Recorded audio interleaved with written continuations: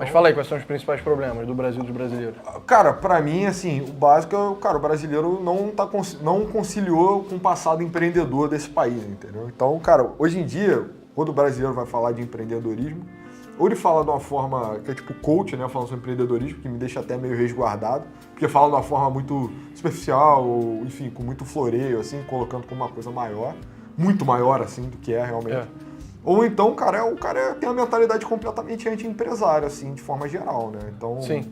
o cara tem tem um pé atrás mesmo quando ele tá lidando com o empreendedor, sabe? A gente tava discutindo antes sobre como que o brasileiro sempre busca tirar uma vantagem em cima do outro, e isso Exato. atrapalha muito, né? Isso é outro elemento também, que é tipo, cara, a sociedade, isso é antigo, sociedade do Brasil, cara, é uma sociedade que tem, os americanos chamam de low trust society, né? Que é uma sociedade que tem pouca confiança entre cidadãos, né? E sempre foi assim, que, enfim, o processo do Brasil é um processo meio violento, assim, né?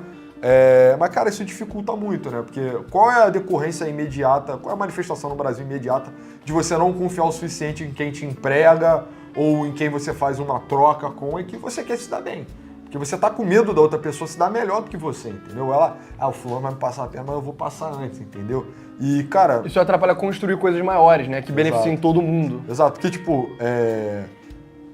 por exemplo, empreendimentos modernos, assim, exigem, cara, uma junção, assim, de capital humano, que é uma coisa, tipo, fora do comum, sabe? Qualquer grande obra é uma torre de Babel, qualquer grande fábrica é uma torre de Babel. E, cara, exige das pessoas que exista um grau de confiança muito grande. Agora, fatores que contribuem para para essa confiança social são múltiplos, assim, né? Cidadania, propriamente, você se enxergar como um igual dentro de um Estado que te resguarda, que você pertence e tal. Outro fator que eu diria que contribui é o fato que, a gente mencionou isso um pouco na live também, mas o Brasil tem uma elite intelectual que se enxerga muito mais como um país desenvolvido do que como um país subdesenvolvido. Tipo, por mais que eles reconheçam que o Brasil seja subdesenvolvido, eles pensam meio com a cabeça do cara desenvolvido. Então eles tentam aplicar, tipo, soluções de países que já são mais avançados, entendeu? Tanto economicamente e institucionalmente. E isso naturalmente não vai casar com a realidade do Brasil. Os próprios debates, né, que chegam aqui no Brasil são debates importados de lá de fora. Então, a gente direciona muito o nosso capital humano. O capital humano também não é propriamente, por exemplo, a formação mesmo, né, do ensino superior não é voltada para um projeto de desenvolvimento. Ela é bem, né, vamos colocar nesses termos assim bem sutis, mas a faculdade não tem um compromisso direto com a atividade econômica no Brasil, é bem descolado. Assim. Exato. Ou com o desenvolvimento das instituições também, Exato. Né? Então, por exemplo, na França, por exemplo, as pessoas falam muito sobre o leis trabalhistas é um exemplo disso. Tipo, a França, a Inglaterra, esses países, eles passaram por um desenvolvimento industrial no século XIX que as condições de trabalho realmente eram muito duras, sabe? Sim. E o Brasil não passou por isso. Então, esses países ficaram ricos, depois eles chegaram até as leis trabalhistas que eles têm. O Brasil não ficou rico, e aí já impôs as leis trabalhistas. Então não dá pra você desenvolver igual a China. Cara, porque as coisas não decorrem no processo histórico, né? O Estado no Brasil ele também busca se adiantar também, né, sabe? Então, por exemplo, da lei trabalhista que foi dada, a capital que foi construída, e aí outras legislações e outras pautas também, que o Brasil é muito proativo, sendo que ele não lidou com coisas do passado dele. Exato. Né? Então, por exemplo, eu diria que você ser muito garantista de direito criminal também é um exemplo disso, sabe?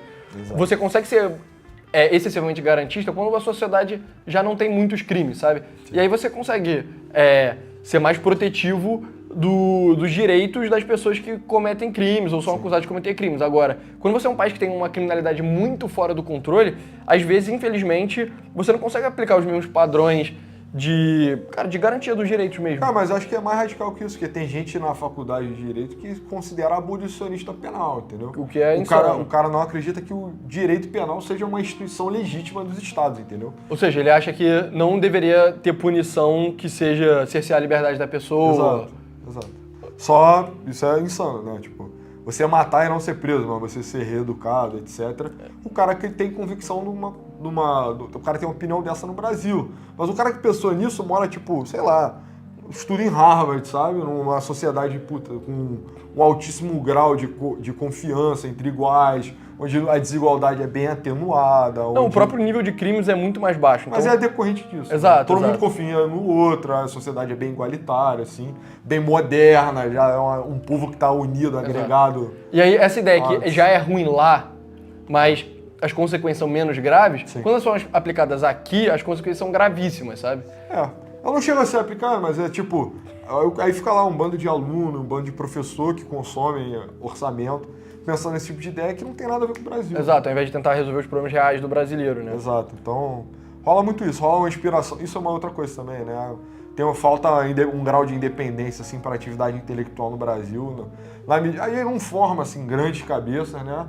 Aí eu não sei o que vem primeiro. Não sei se o cara está disposto a imitar o processo já que veio de fora, ele só importa a teoria, ou se, enfim, também não existe uma cultura de excelência dentro do ensino superior e tal. Enfim, é tanta coisa, cara.